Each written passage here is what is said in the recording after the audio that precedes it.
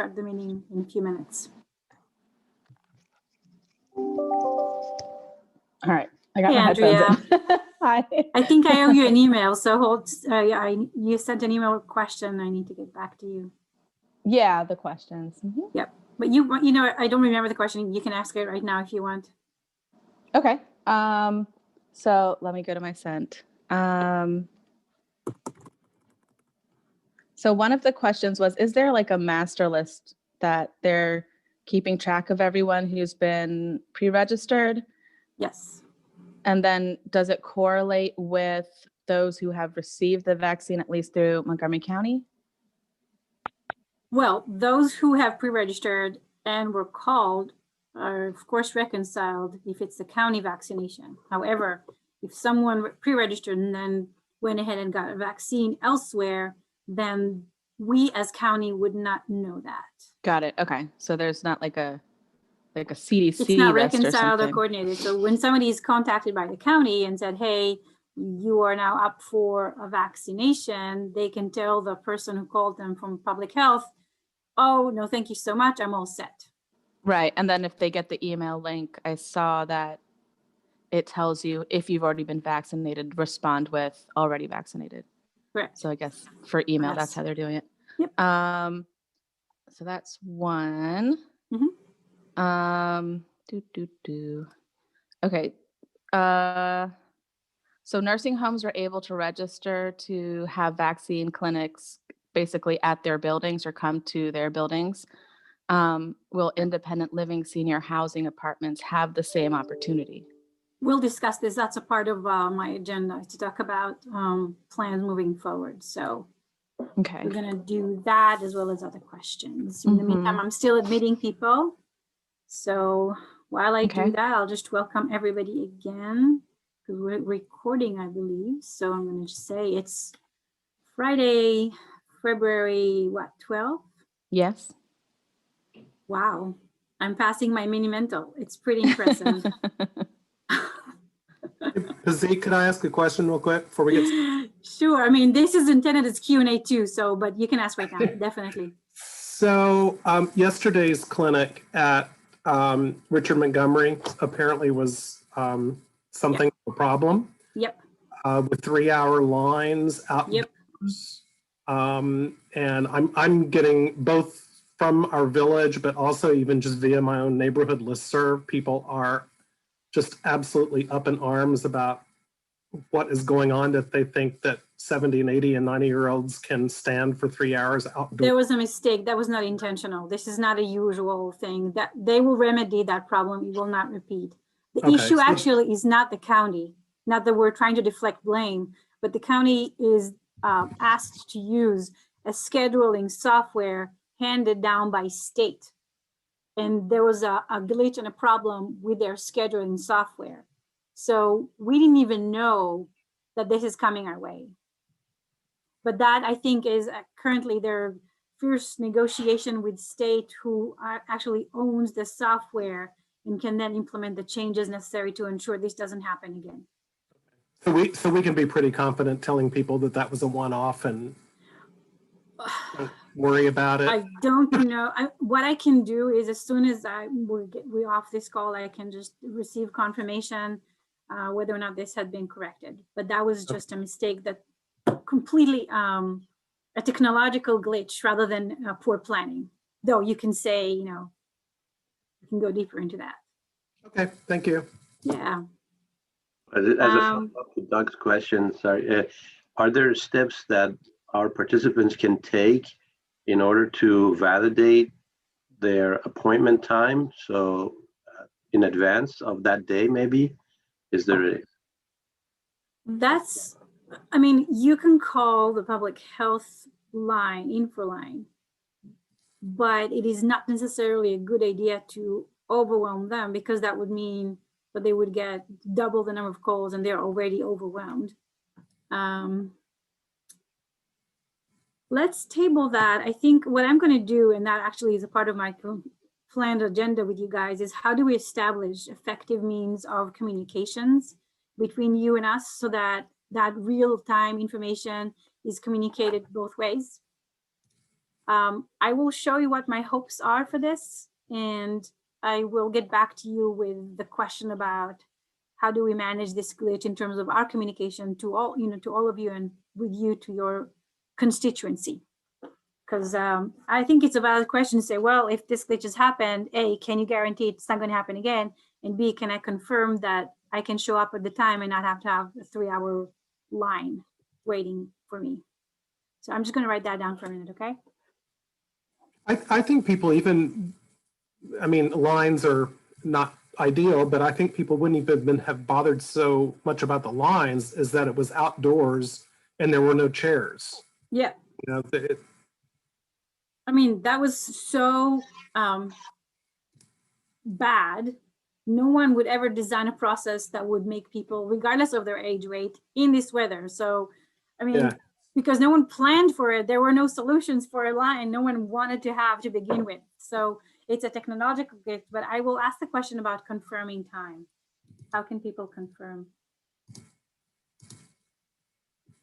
I have to have complete sentences written down, otherwise I will not remember what I wrote. I know it's terrible, but just bear with me 1 minute.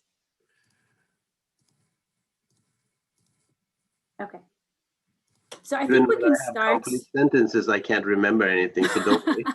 I'm not there yet, but I have no doubt that will happen too. Okay, so we're gonna just share the agenda for today. We have a couple of items that I wanted to accomplish. The first one is to give you a few updates about where we are after the past couple of weeks that we haven't communicated. Our last meeting was exactly 2 weeks ago. The second one is to introduce to you the suggested platform for our future collaboration and communication. Actually, my long-term vision is we're using this vaccination emergency as a golden opportunity to establish a firm communication and collaboration channel between aging and disability services and aging service providers. So this suggested platform in my mind would, for the short term, serve our vaccination communications and project, but in the long term, we can use that for anything we want to create better, foster better, stronger relationships between you all, because this is a group, and between you and aging and disability. So that's why it's like my little pitch to say, I know that taking on a little additional project called Teams is a little annoying and frustrating, but this is my attempt at selling you my idea. So good luck to me. The third one on my agenda is to just open the Q&A. I know people have lots of questions. So anything that we are not going to answer with our updates, or I'm going to show you where you can find and do things, we will then cover with our Q&A. Sound like a plan? Okay, let's start. Updates. The county, as we've said before, for the benefit of those who were not here for the first meeting, is not the sole provider of vaccination in the county, nor has it been entrusted with the function of coordinating all the various providers by the state. As a result of that, we are dealing with a somewhat chaotic landscape where each provider does their own thing. I know they've started recently to form greater relationship, thank God. So I think that there's movement in the right direction. But up until now, it was impossible for us to know who vaccinates where, how are they prioritizing, if they're experiencing any challenges with wasted dosages. That hasn't been the case as much, but I think we're getting there. So hallelujah. But that means that when people think about the county as their sole answer for vaccines, that's somewhat of a misconception. We are only getting a few thousand dosages each week. That varies. We only know how many we get a few days before the week begins, and then we have to work with what we have. And county is extremely mindful and thoughtful about equity and access. So we try to prioritize people who perhaps have a harder time accessing vaccines through the other venues. As a result of that, the county has begun on a very ambitious project to have every single county resident who is over the age of 65 to pre-register.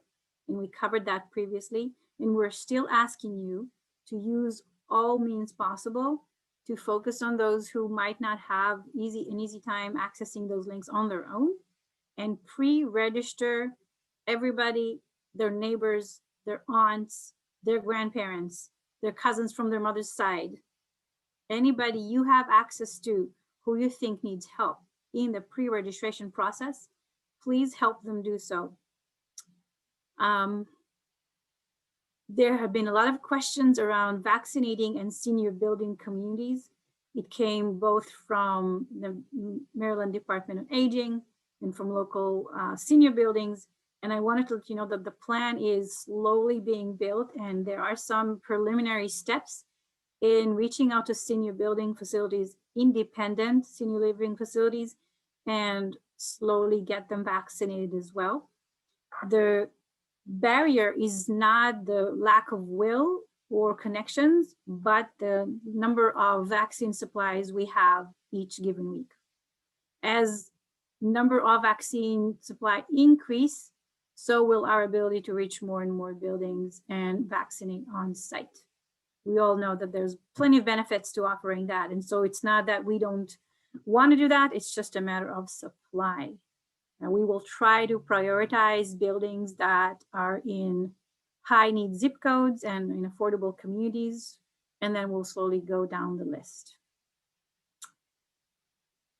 Additionally, there are preliminary conversations, not preliminary, there's a plan in place that just requires a certain approval to provide transportation solutions to people who have scheduled an appointment and have problem getting to their destination.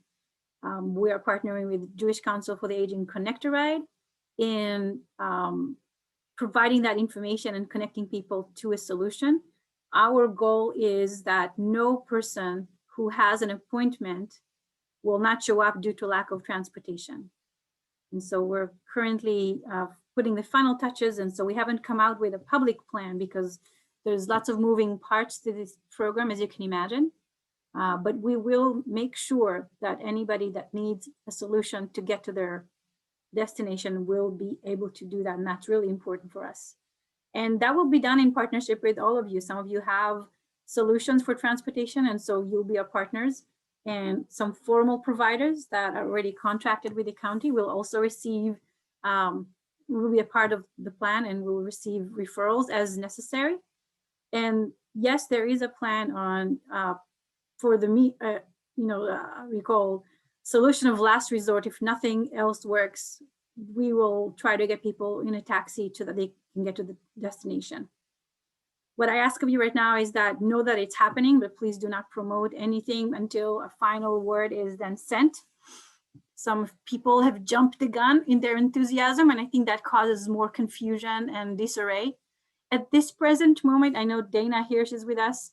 You should know that if you are talking to somebody who just shares with you the fact that they have an appointment but no way to get there, call Connect-A-Ride.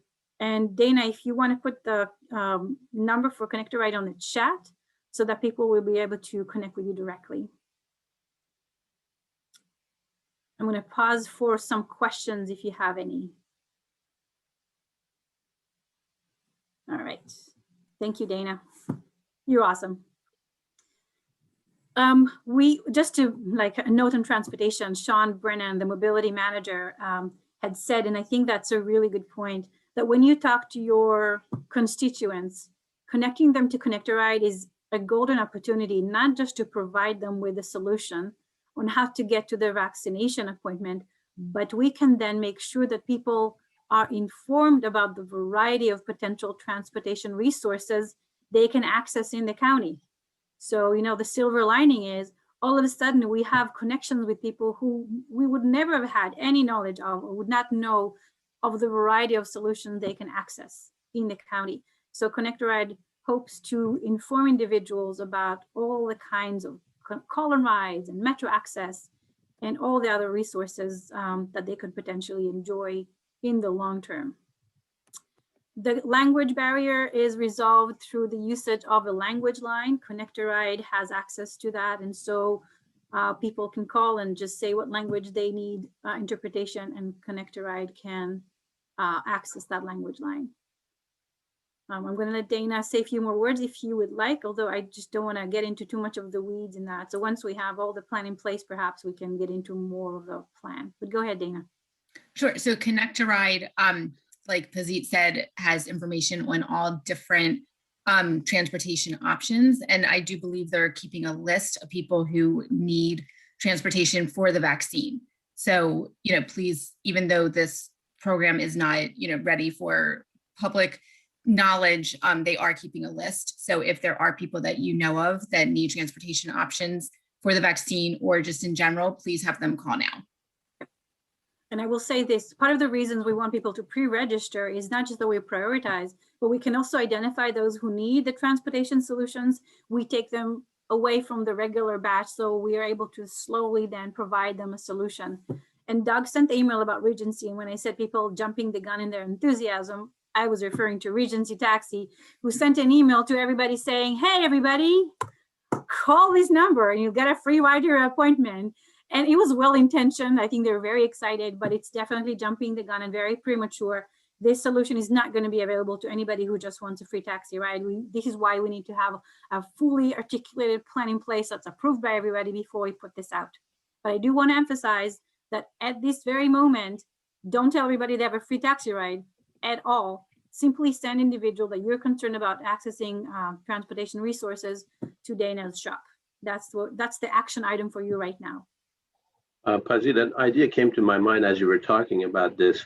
That website where we actually use for pre-registration, if there is a button or some sort of a question in there, says, do you need a ride? Yeah, it's there. It's there already? Oh yeah, that's the purpose of, that's the whole idea of a pre-registration, so that we are thoughtfully and intentionally inviting people to appointments and making sure that we can also meet their transportation needs. Perfect, then it's already thought of. Perfect. It's totally there. Perfect. Question about volunteer drivers, will they be vaccinated? We have put in a recommendation. So Aging and Disability has a list of recommendations to public health. That had been one of our prime recommendations, that people who provide rides, volunteers, as well as professional, will be prioritized to get vaccines. We haven't gotten an answer yet, but we're certainly thinking about that and we'll continue to push for that. I think it's a great way to ensure public health standards are met and motivate people. If I'm a driver and I know I'm going to get vaccine, then I will be more motivated to participate in this program. Should people call Connect a Ride if they don't have an appointment yet? Yes. The reason we strongly recommend people to connect with Connect a Ride as soon as possible is so that they explore all resources they could access and make preparation ahead of time. For example, if somebody is qualified for Call and Ride taxi program, that takes a little bit of time in terms of application and processing. We are trying to expedite that, but it does take a few days because bureaucracy. But that means that once they are in the system already, when the appointment is scheduled, they're all set. They don't need to scramble and get anxious or frenetic. Everything is already known. They know who they can call when the appointment is scheduled. So yes, seniors who have mobility issues, a part of the reason we're doing a very thoughtful plan is that we want to identify these individuals, and then there's going to be kind of three buckets. The people who said they have transportation issues, but really don't need anything, and we are going to send them on their merry way with an appointment. The people that could use our referrals for transportation solutions, and that's why we have Connect a Ride, who's going to tell them about the resources and get them hooked up. And we will have the safety net plan for vouchers. And there's a third group of people that we will identify with significant mobility issues, and that's Connect a Ride's function. This is why they have the subject matter expertise, and they can help sort through the particular situation. If it's somebody that needs escorted transportation, JCA already has a program paid for by county to provide the escort. And there's always going to be a group of people who are homebound, and no transportation solution is going to help solve their problem. We're going to keep track of them as a part of the vetting process. And when we have a mobile team that will go into homebound people's home, we will already have a ready-made list of people who have been pre-vetted and ready to receive a vaccine at home. So you see, it's kind of a multi-step plan that takes into consideration the variety of different needs that we might encounter.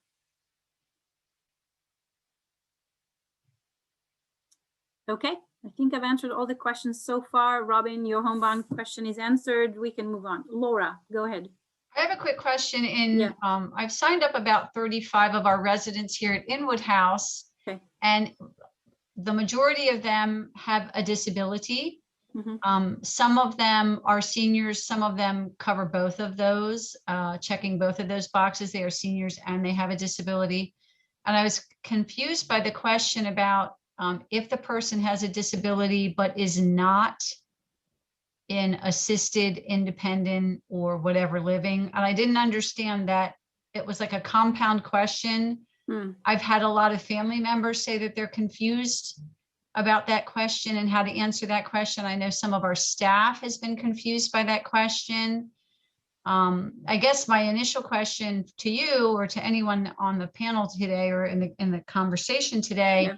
is why those two were together, why they weren't separate questions, and as far as the screening process to put people in different categories, since we're talking about kind of, you know, putting the people in a category that need transportation, people that don't, people that are homebound, because we have a lot of people that do have a disability, but are living in assisted living.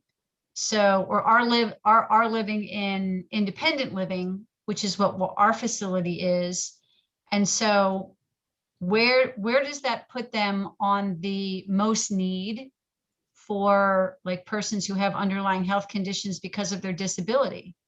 So a disability in of itself is not a priority standard. The priorities for vaccination are determined by age and chronic medical conditions that have been deemed to be associated with higher risk of mortality and severe complications. So a disability in of itself isn't a determinant factor for priority. I just want to clarify that. Additionally, the pre-registration is not designed for people who live in assisted living or nursing home. As we've said before, people in these facilities are receiving their vaccines through a contract between the federal government and CVS. So the assumption is that anybody that pre-registers already resides in independent living facility. And the question for that, it revolves specifically for us to identify those who might need assistance with transportation. Yeah, because we are independent living facility, which was also one of the things listed in that question. So we ended up answering no to that question for our residents when we pre-registered them. Yeah.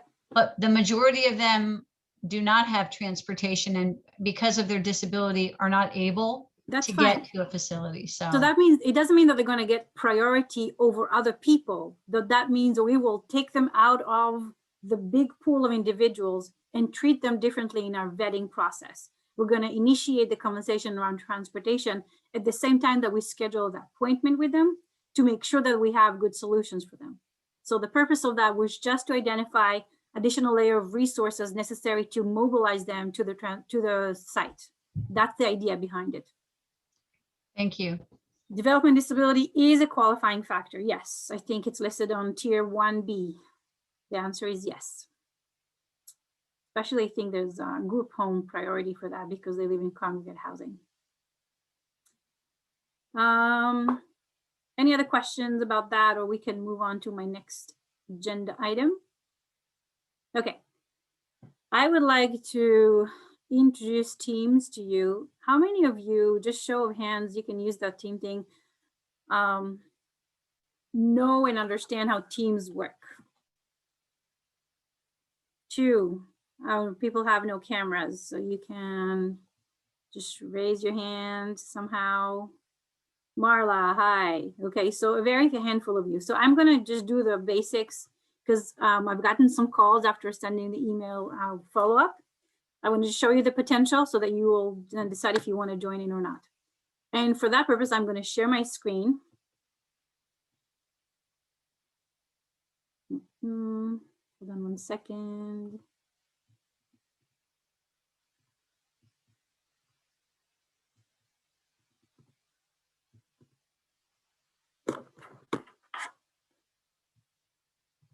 Technical difficulties. I have 2 monitors and I don't want to cause confusion. Okay. This is my screen. This is the county website for vaccination. Just want to make sure everybody have been on this website before. This is the information portal. Latest news can be found here. All kinds of resources and questions can be found below. This is where you find press releases if you want to just get updated on what's the recent information about vaccines. Here you can find the link to pre-register. All the information you need about county programs are here on this website. And look at that. You want to promote that to your constituents who speak different languages. You can get the information in all these languages above. So that's my little prelude. The thing I do want to show you, is actually here. I'm going to open a Teams account online, assuming people might not have it installed on their computer. And this is what it looks like. So when I send you an invitation to our work group, you can see Teams like that. And Teams essentially is, I call it my online office. It performs more than one functions. It creates opportunity for us to connect online as a group or as individuals. It allows us to share documents and videos, especially videos that are very heavy in terms of sharing it as an attachment. It allows you access to, I guess, different kinds of communication updates that we have. And we can also have video chats. So it functions like Zoom. So you all have been invited, and if you haven't, send me an email, to what we call the Aging Service Network. So when you open your team, it will look like this. The name of your group is Aging Service Network. And below that, there is general. We can create different subgroups if we get to that point. And at the very center, you will see I've posted some things. I've gotten a question from Jean from Forest Oak Towers. Thank you, Jean. You can all post your questions. So rather than sending emails to Kevin or to someone else, you can simply post your question right here. Everybody reviews that. So if you have an answer, you can put your answer. If you're waiting for me, I will put my answer too. Other aging and disability services staff is also on this chat. So if they know the answer, they will answer you and everybody will see that. So we are creating this sort of group conversation that will allow you to be in constant contact with us. I strongly recommend that you check this team group periodically to see what's going on and use that to ask us questions. That's the posts. The other section is files. And in the files, you can upload information or you can ask me to upload information. But here's what we have so far. We have the recorded meeting from the 29th.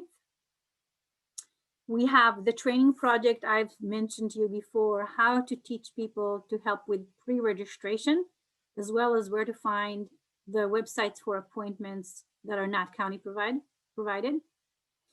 We have a roster from the previous meeting. So if you want to connect with somebody, their contact is here. And we also have Excel spreadsheet that talks about capacities. And I will talk about that in a minute. I want to dive into this in a deep dive. I also created a video section, but some people are having a hard time finding that. So I moved all the videos here. Perhaps when we get used to that, we will have a video link especially. Right now, what we have there are two things.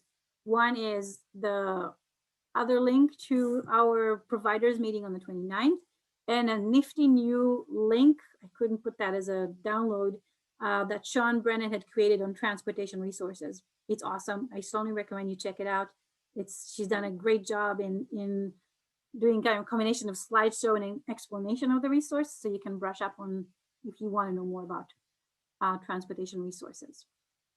So this is our place to come together, and I would urge you all to try and brush up on your Teams access, especially now that we are going to work remotely. I think this is going to be the wave of the future.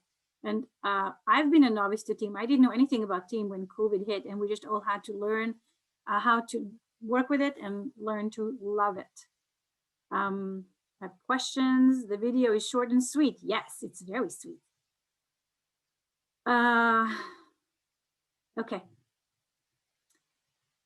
What I'd like to say about this is because it is an open group, in the sense that it's not restricted to either county staff. You're all guests on this group.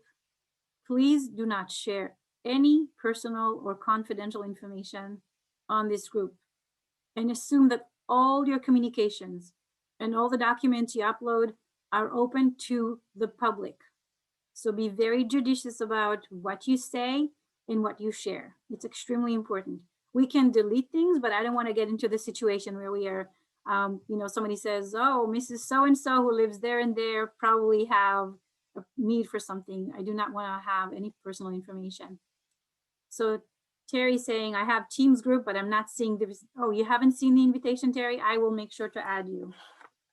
If you haven't gotten an invitation to join this work group, shoot me an email and I will make sure to add you as a member, as a guest. Pazit, I probably said that wrong. I did get the invitation. I have been to it, but yeah. I've used Teams, and I use Teams in the city of Rockville, and I have other team groups. But how do I get this group to show up in my normal set of Teams groups without having to go to the link in your email every time? That's a really good question. I've not been asked that question. I should probably do a troubleshooting with you separately. Okay. And once I learn that, we can then possibly direct other people if there's an issue. Okay. If you download a Teams app on your, if you download a Teams app on your computer, you will be getting all of these in one place. But you already has the team, so it's not a matter of downloading it. So we'll have to do a separate troubleshoot. Okay. I think I answered all the questions, right? Oh, there's another question here. Let me just check that before we move on. Age requirement, Luis, is it based on a specific day you turn 65? Yes. Yes, you need to be 75 at the time of the appointment. This is not the calendar year that you will be. If you're 74 in 5 months, you will not be qualified. You will not be called. But you can try other, the CVSs of the world. Dual provider view eligibility the same way. Yes, they all look at the age in the same way, but private providers are currently vaccinating 65 and older. Only the county is focusing on 75 and plus. Pazit? Yes. Do you know if all the providers are looking at the exact day, or are some looking at the year that you hit a particular milestone, or do you not know? I have not asked them. My sense is they will probably stick to the day. You think it's the exact day? Okay. Yeah. Yeah. Okay. Thank you. Yep. Okay, I'm going to go in now to the capacities, and I think I did not explain it well, so I'm apologizing to you all. So our way of capturing who does what, and I have 2 sheets here, so fear not, Nancy Davachi, if you're here, or who else put some stuff in? You're here, Jean. The reason we created this spreadsheet is that we will understand who organizationally is able to do what. We're not capturing volunteer names specifically. I thank you for doing that. It's a good thing to have, but I'm not really sure. I need to ask you, Nancy and Jean, about how you want to manage this, because we can talk about volunteers in a minute. Overall, we need to know if you as an organization can do the following. So Rockville had done one, so I just need 1 line per organization. So Harry, thank you for filling this out. This is a good example for what we can fill out this document with. The name of the provider, which is you, the organization, 1 contact person, their email and phone. If you are providing information, can you provide information to clients? And so use our channel of communication to keep people updated and answer their questions. Can you help pre-registration? Can you help scheduling appointment? Can you help provide transportation solutions to the site? And if you have any other comments. So it shouldn't take too long for you to enter the information. And I hope that those who were unable to join us would be able to just watch this video and see this information, so we collect as much information as we can. So that's the spreadsheet for capacities. It will give us a good sense of how many of you feel like they can help with what area, and so we can provide appropriate support and training when needed. Let's see if there are any questions. How do you exit the spreadsheet? When you, So the spreadsheet is a part of the team. So I'm going to close. See, I'm closing it. Top right. I've closed it. I'm on my Teams. I'm going back to my page here called Teams. You see, this is my banner of activity. I can find out all the things that have been happening. Here are chats. Someone posted a chat. I can see, oh, which group is posted. Then I can go and check that out. Here are my list of teams. These are my teams because I have lots.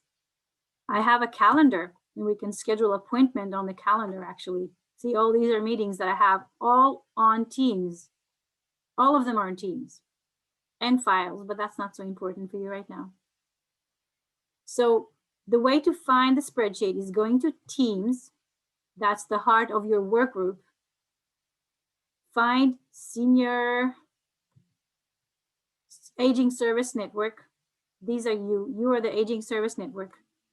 You click on that. That brings you to the main page for Senior Aging Service Network. And here you have posts. It starts with a post. That's where you can say, I want to start a new conversation. I click here and I say, hello, everybody. Everyone, happy Friday. And all of you will get that. If I said send, should I send it?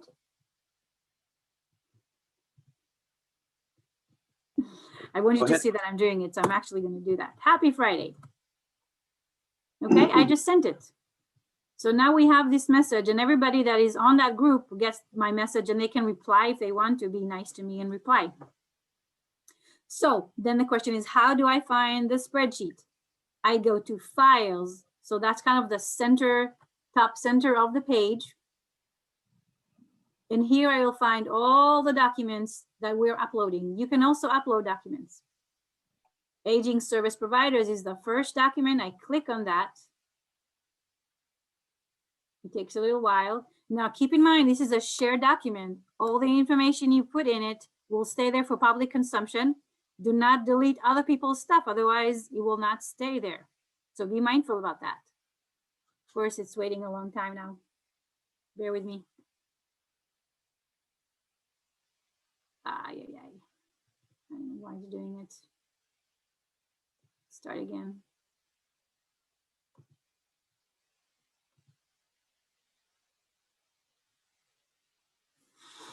Okay, so this is the spreadsheet. And if you don't remember, you will have a recording of this video and you would be able to watch this again so that it will refresh your memory on how I found my way into this document. If you know providers that are not on the phone, on the meeting right now with us, please let them know this is happening and encourage them to join in. See, this is the shared document. So right now we have Doug and we also have me and I can see who is doing what. The list of participants is usually on the top right and we are all working together on the same document. Marla is here too. It's so awesome. I can say hi, Marla, through the spreadsheet. Okay, so we're basically working on increasing the connectivity between you and us this way. See if there are any questions. Elizabeth, will information from HHS posted on Teams still be distributed to us on other ways? I know that, yeah, Elizabeth, you wanted information elsewhere. There are certain things I can do in terms of updates and certain things just in terms of my capacity to use various channels of communications. Elizabeth is representing the Bethesda Metro Area Village and we meet periodically and I send updates through the village emails. So Elizabeth, I will try to do that as much as possible. If you don't want to log into Teams and you want your information to be captured, you and I can talk and I will put it in for you. But for the purpose of communications, you can rely on the village emails. I hope that answers your question. Aging Service Network, our younger individual with development disability will be included.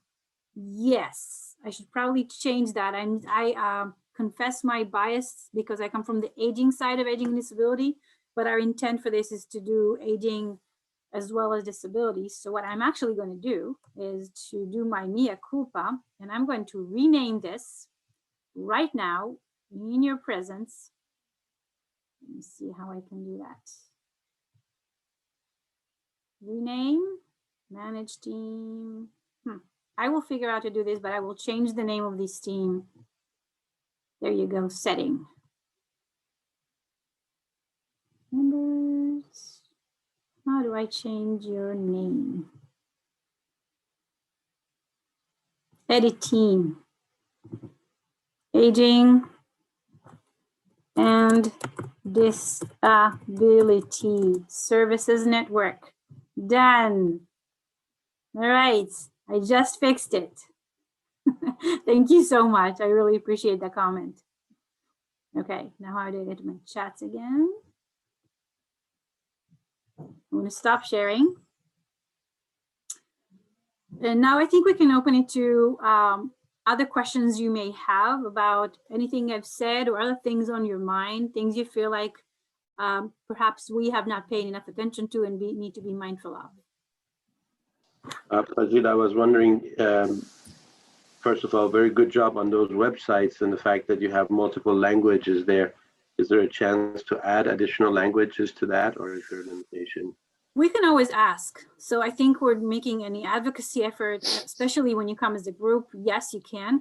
Bear in mind that the county has many spoken languages, so we need to draw the line someplace. And usually the decision to add a language depends on the prevalence of that language in the community. But I think we're always open to feedback and suggestions, so please don't hold back. Pazit? Yep. Betty from the Rockville Senior Center. You answered one of my questions when you started by saying that the county is not in charge of what the other places are doing, like the hospitals, the grocery stores, etc. Right. That said, when you get your shot at a county facility, I did take one. They took my driver's license. They put the information in the computer. Does that mean that the county is then going to have that information for who has had their first shot, et cetera, et cetera? And the reason I'm asking this is that we work, of course, with many of the buildings that have people, senior facilities. And what I am concerned about is that families are also trying to get their loved ones to appointments. So a senior who has memory problems might take the shot at Giant or someplace. And if the county then comes in with vaccinations to that building and the senior doesn't remember that they've had a shot, they give their identification, but it's not going to pop up. So what? So the best of my knowledge, because everything is registered through the state, the PrepMod database, then all that information is there. It is. So people are not going to get double vaccinated because, well, that, I mean, yeah, so there's a difference between the scheduling, which is one set of, how do you get your appointment, and then how do you track who got the vaccine. However, I will not make the assumption, and I will double check. I think I saw Rachel Knowles from Public Health with us. I don't know if you're still here, Rachel, if you want to pick that answer, pick that question. And if not, I will surely just double, triple, and quadruple check that people with cognitive impairment are not going to find themselves in a situation when they get multiple doses. Okay, good. We were concerned about that. Thank you. That's a very legitimate concern. I think there are answers, but you never know. So it's always better to ask a stupid question and say, gotcha, don't worry about it. But it's better to make sure. Okay, thank you. Okay, Laura, go ahead. You're on mute, so we can't hear you. I didn't have a question, but I appreciate her asking that question because I was concerned about the same thing. So thank you very much. It's a legitimate question. Yep. Louise, go ahead. Yes, my question is, I think you said that the county is getting 2,000 vaccinations a week. What did you say? The county is getting thousands, but the numbers change each week. So sometimes 6,000, sometimes 4,000, and we don't know ahead of time how many vaccination doses we will get. Now that there's so many new locations, are you anticipating that the county's number, whatever it is going to go down? They keep adding. Every time I look at that MassVac site, they've added more and more retail locations. And of course, we have now a new mass vac site in Baltimore. So we now have two thanks for open and a reminding third me. about to open. I don't know that the increase in locations will decrease county dosages. I don't know. I don't know. Who knows? I am very happy that there are more sites because that makes them more accessible to the community. It's very good so long as those sites are doing a good job. And thanks for reminding me about that. I wanted to mention the fact that the state had opened 2 mass vaccination locations, one in Prince George's, 6 Flags, the other is in Baltimore City. Both of them are open to anyone that has a way of getting there. So if you have people who are itching to go and get vaccinated and have the ability to arrive there, Doug had told me that there's a registration form you can do because they already are overwhelmed, but you can register for an appointment with these locations. Information available on the web with maryland.gov.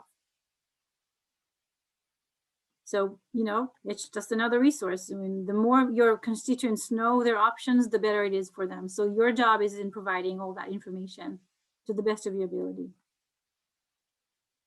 There were questions originally. I've gotten some questions through email. I just want to respond to that in the group. What about the possibility of providing vaccination through various home care companies or other companies that can provide the vaccination at home? That is a great idea. I think at some point it will be explored. We do not have enough vaccines to fully implement such a plan. It's possible the public health will simply take on that function. It's still kind of in the works, but definitely we are mindful of the possibility. I know there are several providers that were interested in becoming that provider of in-home vaccinations. Okay. We covered a lot of ground and I'm not seeing a lot of questions. So we don't have to use our full hour, but I'm available. Robin, you had sent me an email about what GROWS can do. And you know, many of you are a part of GROWS. So I'm just gonna address the GROWS question overall. So here's my suggestion for GROWS.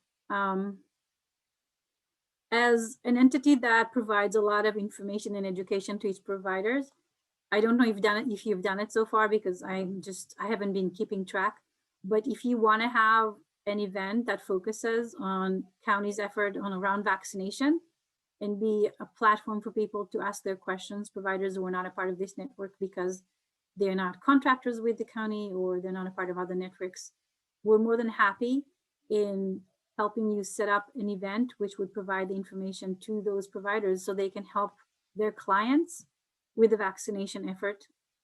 I think we can definitely put the same set of asks from them as we had from you. Can you help your clients with pre-registration?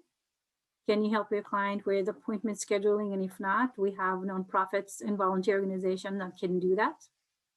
Can you help with transportation? Again, knowing full well that we currently do not have the funds necessary to reimburse people for transportation they provide. But you know, anyone who wants to participate, this is how they can join in. So that's my answer to you, Robin. If you want to talk offline later on, I am more than happy to do that. Any other things you're seeing that you think we need to be mindful of and be taken care of? Please let us know. Remember the Teams chat. You want to post something or even just complain. I think complaining is an important human function. I invite your complaints. It's called emotional releases. It's really important so that we don't get all burnt out with this. So feel free to be as honest as you want to be and just tell us, this is why I'm seeing from my perspective so that we are aware of what's going on and can potentially provide some solutions. So in the absence of any more questions or observation, we can finish 10 minutes early. Use those 10 minutes for, I don't know, a jog around the building, a glass of wine, or hug your dog. One of 3. Okay, I'm going to adjourn the meeting. Thank you so much. I think we'll have these periodical check-ins, not too frequently. People are busy and working. So when it becomes obvious that we need one, I will send an invitation. Remember, I might use Teams next time, so you better brush up on your Teams thing because that is going to be